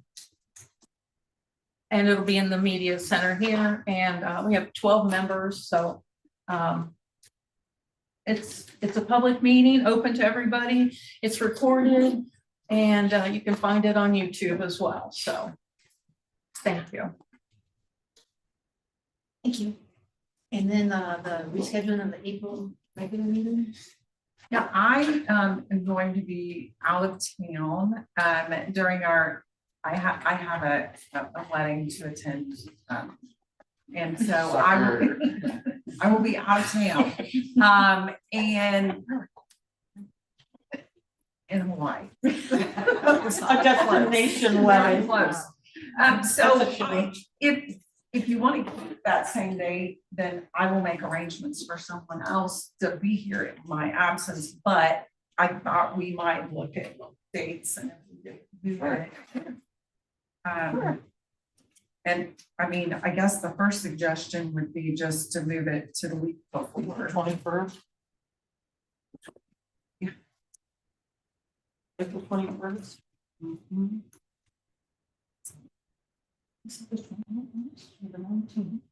April It would be 21st. it would actually be, yeah. We stay with the Tuesday, right? Or, The 21st? Because the Yeah. regular meeting is the Unless- okay. 28th. or the 14th. I mean, that's too. 21st is better. 21st is better. Yeah, only thing I had going on 21st was renew my vows at Vegas. Those so I two canceled dates that. for you. Yeah. I'm checking on the calendar. I didn't get anything wrong that day either, so. so Yeah, you need to do something. I was very disappointed. Maybe the 21st. I'm full of disappointment sometimes. I was disappointed that Jacob let you say it. Is that So is that good with good? 21st is better. Yeah. I can do 21st. Everybody? Yeah, Good with the 21st? Yeah. That's good. So does that mean you have to re-advertise or is it still a regular meeting? Yeah, I'll send a notice out saying that we're changing the date of our regular meeting to that date. Okay, but other than that, everything's the Yeah. so same. the 21st, Mhm. and that's a regular meeting? Yep. Okay. We did also talk about board goals. Yes, I had that written down, but then I don't have my full notes. Yeah. On that, do you know? Are Yeah, I think what it was, we gonna do it? the board was gonna give us some goals, right? The board goals was, board was going to give us some goals, and they're gonna put some goals together as a board and give them to us and we're gonna drive it. That was all. So I wanted to get everybody input on that. We haven't never really done it collectively before, but I think we're getting to a point now, especially that things are getting fixed, things are starting to run more efficient and all that. That I think that now, and we gave him some goals when Mike got hired in of stuff that we wanted to see done. Pretty much all that stuff's been taken care of at this point. So now I think I'd like to get into every year we should establish board goals. So we're a little bit off. We should have done that in January, but so what I'd like to do, and is, because we'll need these guys, we'll need you guys too, because you'll help us like. Yeah, but I think they're travel, important to come from you, data. like I told you when I got here, because they're community goals. Yes, Y'all live there, and it's your community, and it's important that those goals reflect what you all believe and what you feel. And I obviously have the same feelings as you all, because I drove your goals and I stayed. And I agree with a lot of what we're doing here, so. But, I'm not, I like our direction, so you give us the goals and we'll drive. so that's what I like to do. So I'd like everybody to draft them between now and the 21st, right? The 21st, that's our next board meeting, and then bring them to you. And it'll cover For March. it'll be April. Wait, oh yeah, should We have a board meeting in March 24th. Oh, yeah, we could. And we moved that one because of spring break, but it's that third Tuesday. Is it the It's right 24th? before Did I get it spring right? Yeah.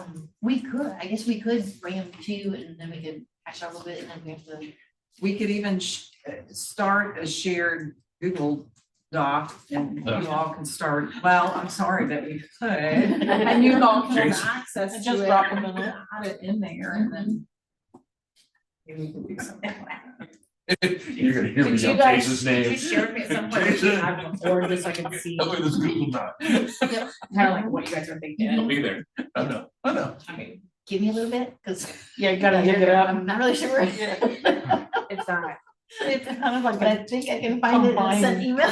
combined Yeah, document. but it was. or it was you a lot can of just give stuff. me just some kind of what Okay. it what was- they it was a lot of the were, so stuff I'm we not met. repeating, like, Yeah, obviously, if you saw our campaign, it was a lot of that stuff. okay, Yeah, I got it. that was the I got you. just of it. But like for facility committee, the facility committee is gonna need goals going forward, and then we can start hashing those out. And then I could start the share drive, and I think I'll break it down maybe by time. We can go through academics, transportation, facilities, and whatever else. And then if you have a catch-all, we'll just throw it in there and then, but try to make them smart, the acronym smart, the measurable. I can let and her structured, keep it simple, yep. Kiss. I know, that's, smart is good, Yeah. with a kiss. And then Mindy's got all the data, so she can help us with that, right? And so we can start measuring and seeing where we're going and stuff like that, so that's what I'd like to do. If everybody could start dropping them in there, and then everybody can see what everybody else is doing, we don't want duplicate effort, and then it'll hopefully streamline the meeting a little bit better, because it'll all be organized and already ahead of time, and then we can discuss as a group or as a board, what ones we agree with, or what ones maybe that's not where we want to go, or whatever. Or maybe delay it. Maybe- Right, right. Maybe. Yeah. In Well, it's a good phases- exercise, phases. right? Because you can't do 20 goals. If you Right. can prioritize the ones that you want, Right. Right, and then Yeah. ones that are important, ones that make sense. Yeah.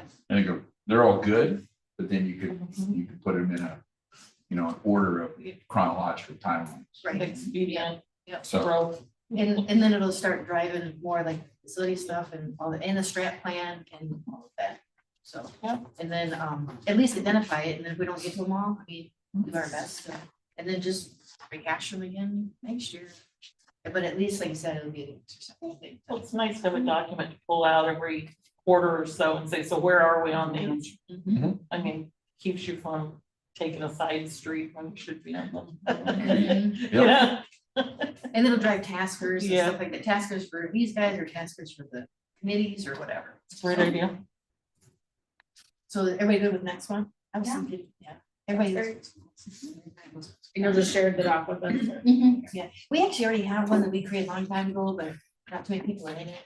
And then I don't know, Nelly, are you guys gonna start uploading the minutes and whatnot to? Are you gonna create? Work on it. Yeah, or create some sort of folder? We have How's- talked about that, a couple of treasurers ago, and, but we were gonna, have to purchase, which I think we ended up purchasing, didn't we? The next level up. Board doc. Of Board board docs. docs? Yeah, we didn't. We did not. Didn't- Because. We never did? Okay. No. Because we didn't think we'd use it, and we thought it was too much. money. I think I was. We can bring that, Jason, I just talked about that this morning or this afternoon. I'll get estimates on, I'll just get all of And it. just, and just so you know, Assembly, you ever hear of the company Assembly? SIMBLI? No. They just signed an agreement with the state of Ohio, the OSBA. I think they're starting summer. Oh, Something. in competition with board Yeah. docs. How do you spell it? SIMBLI. I've heard of them, but getting anybody to give Yeah, I just board think, docs a run for their money. 'Cause it's not very. Board user-friendly, docs to is be not honest. very user friendly. but you need to look at it. I think they start selling it in the summer. It'd be nice to see it. There's several states that use it. They originated out of Georgia. But they're coming to here. I think they're 28, 29 states now. Okay, Have you used it? Have you seen it or? I've- Used it or- I've used it, but I haven't used it. I've seen it. Ah. It's not in Ohio yet, but I've seen it. Yeah, I talked to some of the states, other states, school board associations, and they use it. It's impressive. But I'm not in board docs a lot. Yeah, I really don't have a dog in the fight. I just, you all more in mine. it's Yeah. not user If friendly. it's a better mobile version. because like we'll need something for the mission statement and the purpose and all that. So that's why I was wondering if we should put it in, I was thinking the minutes, we could just probably upload them to one of the sections in here, maybe, I don't know. But for all the documents for all the committees or our Yeah. committee, we put it on shared drive. And then everybody can see it, it's all accessible. And we can look at them too, but that's our only action item for next month is to bring all your goals.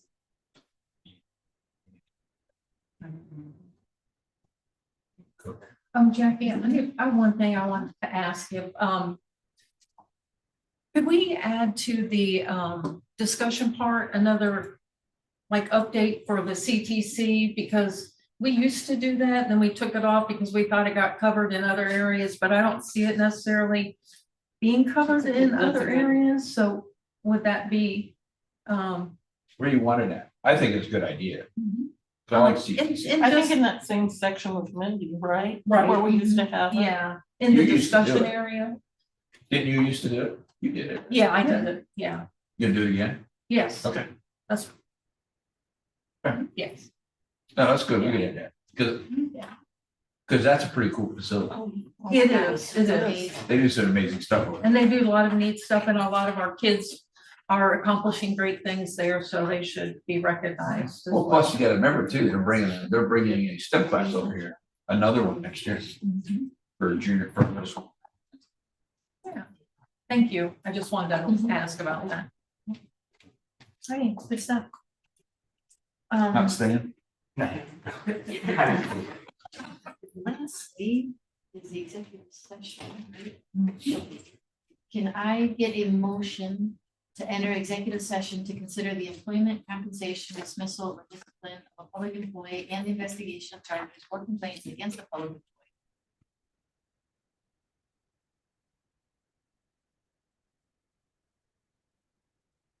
Is it so okay, I'll motion. Yeah. Were you saying it now? I don't want to talk over you. No, I was, Oh, okay. I was gonna move too, but I was trying to, Oh, go ahead. I'll let you do it. oh, it's fine. I'll second that. Pam, take roll, please.